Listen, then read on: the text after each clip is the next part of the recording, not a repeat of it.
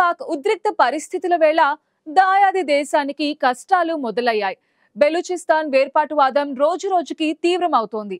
మొన్నటి వరకు బెలూచిస్తాన్ తిరుగుబాటుదారుల్ని అడ్డుకునేందుకు పనిచేసిన సైన్యం ఇప్పుడు భారత్ సరిహద్దుల్లోకి చేరుకోవడంతో తిరుగుబాటుదారులు మరింత రెచ్చిపోతున్నారు. రీసెంట్ గా ఓ నగరాన్ని స్వాధీనం చేసుకుని పాకిస్తాన్ కు సవాల్ విసురుతున్నారు.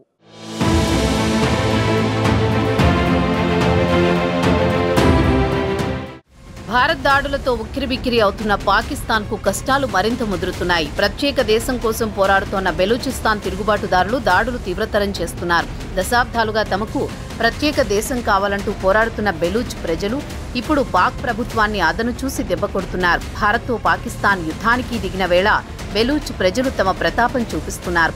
కాలత్ జిల్లాలోని మంగోచర్ పట్టణాన్ని స్వాధీనం చేసుకున్నారు. దీంతో బెలోచ్ లిబరేషన్ ఆర్మీ సంబరాలు చేసుకుంటోంది. ఓవైపు భారత్, మరోవైపు బెలూచిస్తాన్ వేర్పాటువాదం మధ్య పాకిస్తాన్ ఉక్కిరిబిక్కిరి అవుతోంది. బెలూచిస్తాన్ ప్రావిన్స్ పాకిస్తాన్కు తలనొప్పిగా మారింది. కాలత్ జిల్లాలోని మంగోచర్ నగరాన్ని స్వాధీనం చేసుకున్నట్లు బలోచ్ లిబరేషన్ ఆర్మీ వెల్లడించింది. తాము ఇప్పటి వరకు బెలూచిస్తాన్ వ్యాప్తంగా 39 ప్రాంతాల్లో మెరుపుదాడులు చేశామని, పలు నగరాలు స్వాధీనం చేసుకున్నామని బిఎల్ఏ ప్రకటించింది. అంతేకాక తమది ప్రత్యేక దేశమంటూ ప్రకటించుకుని తమ దేశంలో ఎంబసీలను ఏర్పాటు చేయాలంటూ ప్రపంచ దేశాలను కోరుతోంది. అయితే తమ ఆపరేషన్ ఆగలేదని, ఇంకా కొనసాగుతోందని స్పష్టం చేసింది.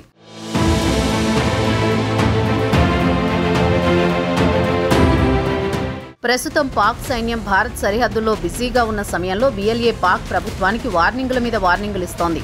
మిలిటరీ కాన్వాయ్లపై దాడులు చేస్తామని పాక్ హెచ్చరించింది. ఇప్పటికీ ఆ ప్రావిన్స్లని కొంత ప్రాంతాల పోలీసులను బలోచ్ లిబరేషన్ ఆర్మీ బందీలుగా తీసుకుంది. కొన్ని ప్రాంతాలను తమ నియంత్రణలోకి తీసుకున్నామన్న వేర్పాటువాదులు మిగిలిన ప్రాంతాలను స్వాధీనం చేసుకుంటామని తెలిపారు. అయితే బెలూచ్ రెబల్స్ ప్రకటనపై పాకిస్తాన్ ప్రభుత్వం ఇంకా అధికారిక ప్రకటన చేయలేదు. పాక్ ఆర్మీ సిబ్బందిపై కూడా తిరుగుబాటుదారులు దాడి చేయగా 22 మంది సైనికులను చంపేసినట్లు తెలుస్తోంది. ప్రస్తుతం భారత్, పాకిస్తాన్ మధ్య ఉద్రిక్త పరిస్థితులు తగ్గుముఖం పట్టిన నేపథ్యంలో దాయాది దేశం ఎలా రియాక్ట్ అవుతుందో అన్న చర్చ అప్పుడే మొదలైంది. పాకిస్తాన్ భూభాగంలో 44% బెలూచిస్తాన్ లిబరేషన్ ఆర్మీ ఆక్రమించుకుంది. కాకపోతే ఆ ప్రాంతంలో వ్యవసాయం పనికి వచ్చే భూమి కేవలం 5% మాత్రమే ఉంది. రాళ్లు, రప్పలు, ఎడారి ప్రాంతం ఉంటుంది. బెలూచిస్తాన్ ప్రావిన్సులో చమురు, బొగ్గు, బంగారం, రాగి, సహజ వాయువు వనరులకు కేరాఫ్ అడ్రస్. వీటి నుంచి వచ్చే ఆదాయం ఇస్లామాబాద్ ఖజానాకు చేరుకుంటుంది. పాకిస్తాన్లో కానీ పాక్ పాలకులు మాత్రం బలోచి ప్రజలను పట్టించుకున్న పాపాన పోలేదు. ఫలితంగా పేదరికం క్రమంగా పెరిగిపోయింది.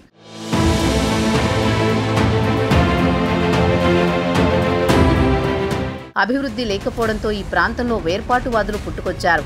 బెలూచిస్తాన్ పట్ల పాకిస్తాన్ ఎప్పటినుంచో వ్యతిరేకత ప్రదర్శిస్తూ వచ్చింది. దీంతో తమ ప్రాంతంలో వనరులను తమకు ఉపయోగించకుండా పాకిస్తాన్ ప్రభుత్వం ఇతర ప్రాంతాలను అభివృద్ధి చేస్తుండటంపై అక్కడి ప్రజలు ఆందోళన మొదలుపెట్టారు. బెలూచిస్తాన్లో ప్రజలు ఆందోళన ప్రారంభించడంతో ప్రభుత్వం సైన్యాన్ని రంగంలోకి దింపి వారిని అణిచివేసేందుకు తీవ్రంగా ప్రయత్నిస్తోంది. అయితే తమకు ప్రత్యేక దేశం కావాలన్న వేర్పాటువాదం ఆకాంక్ష 1948లోనే ప్రారంభమైంది. పలుమార్లు అక్కడ ఉద్యమాలు మొదలయ్యాయి.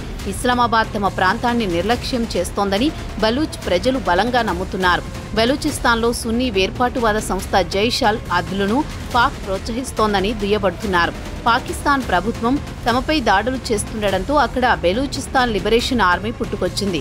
బిఎల్ఏ పురుడు పోసుకున్నప్పటి నుంచి పాకిస్తాన్ సైన్యం టార్గెట్గా దాడులు చేస్తోంది. ఇప్పటి వరకు పాకిస్తాన్ సైన్యాన్ని భయపెడుతూ వస్తోన్న బిఎల్ఏ ఇప్పుడు భారత్ పాక్ యుద్ధం సమయంలో ప్రత్యేక దేశంగా అవతరిస్తుందా అనే చర్చ అంతటా మొదలైంది.